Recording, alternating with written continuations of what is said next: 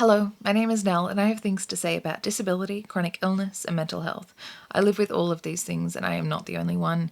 I talk about these things to raise awareness, partly so that people who are going through these things realize that they are not the only ones. They are part of a big, wonderful, loving community, but also so that people who don't live with these things can start to realize that there is a world outside of them.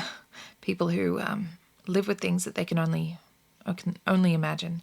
If that sounds like something that interests you, I would love it if you would subscribe to this channel. Come back every Wednesday when I upload new videos.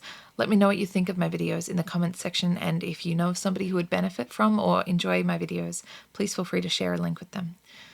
When I'm out in the community, I am always very interested to see how parents with children react to me in a wheelchair, and in particular, how they react to their children's reactions of me. Sometimes it makes me quite sad. I remember one time in a grocery store, a little boy in a trolley was looking at me and just looking at me, pointing, and his father hit him over the back of the head. And I thought, thank you, sir. Way to make me seem terrifying. Way to make that child think that I am scary and that you should avoid looking at me or interact with me at all costs. That's great. Another instance that was actually beautiful was this little boy with glasses looked at me and said to his dad, "Why is she in a chair? Why is she sitting down?" And his dad said, "Well, mate, why do you wear glasses?" And the little boy said, "Because my eyes don't work." And he said, "Well, maybe she's using a chair because her legs don't work." And the little boy just went, "Oh yeah, that was enough. That was enough." He understood, and off he went on his merry way. Just the other day, I was outside a grocery store. I'm at a lot of grocery stores. I was outside the grocery store, and a little girl in a trolley was being pushed along by her mother, and I overheard her say, "Why is she in that?" And I thought, I'm going to take advantage of this teaching opportunity. And I just wheeled over and I said to the mother, "Did she ask why I'm in this?" And her mother said, "Oh, yeah." And I said, "Well, I said to the girl, would you like to ask me why I'm in this?" And she said, "Yes." And I said, "Well, my legs are very weak and my body is very weak and it can't hold me up. So I sit down in a chair to make sure that I can go around and do everything that I need to do." And I said, "A lot of people in chairs, we want to live the same lives as everybody else, but our bodies don't work very well. So sometimes we can walk a little bit, but not too far, and other times we can't walk at all, but chairs help us to do everything we need to do." And her mother said, "Oh, do you remember when Uncle so-and-so was on crutches? It's because he hurt his leg and he just had to give it a break. And so, he could get better. But for some people in wheelchairs, it's that their legs won't get better. So they need to stay in the wheelchair."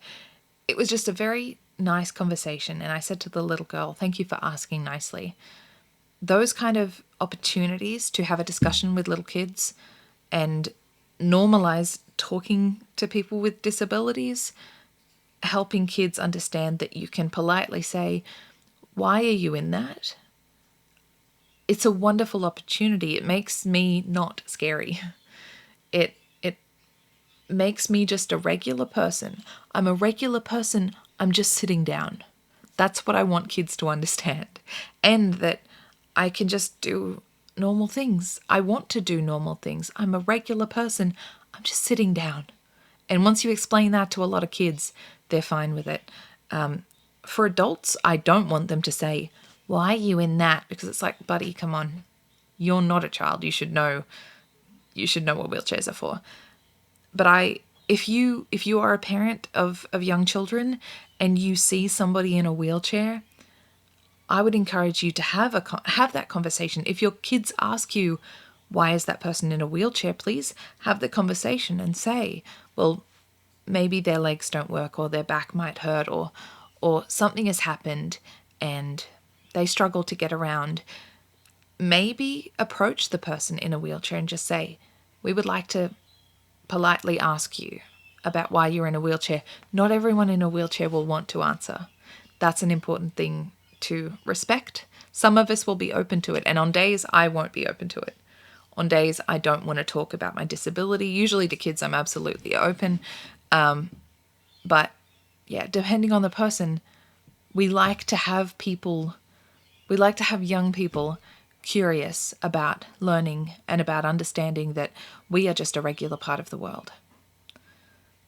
But above all, do not punish your children for their curiosity about disability, because that makes us scary, that makes us other, that makes us and them, and that's the last thing that we want to be. Thank you so much for watching. Bless.